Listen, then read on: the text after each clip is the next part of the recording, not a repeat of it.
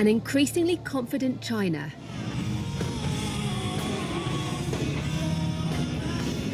an incumbent superpower,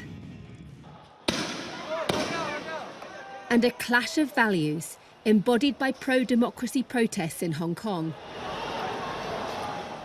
Disagreement on Hong Kong, as well as on trade and technology, existed long before the pandemic.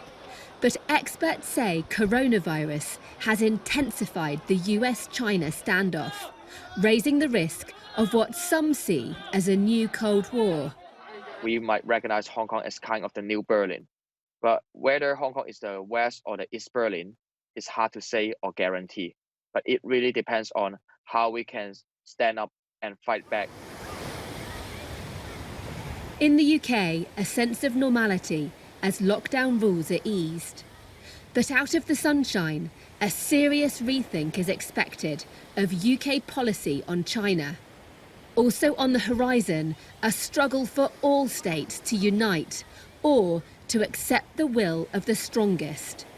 Britain's interests and influence extend far beyond its shores. Its foreign policy, like other liberal democracies, is based on overseas alliances and on an international system of agreements and global institutions. And yet, it was the instinct of all nations, including in Europe, to close their borders unilaterally and turn inwards when the pandemic struck. This former top diplomat says the pandemic has sharpened rivalries at a time when countries need to work together. We are at one of those watershed moments, a bit like after the Second World War. I think what we risk is a world fractured into spheres of influence again. Clearly a Chinese sphere, an American sphere, a European sphere, perhaps rather weaker. China's standing firm despite mounting US pressure. Do you think the pandemic could actually increase the risk of the tensions between the US and China escalating, perhaps even to war? I hope not.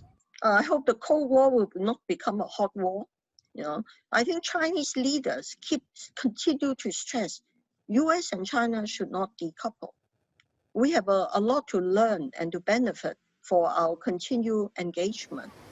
Britain will certainly be seeking unity over division in this post-pandemic world, but not at any cost. Deborah Haynes, Sky News.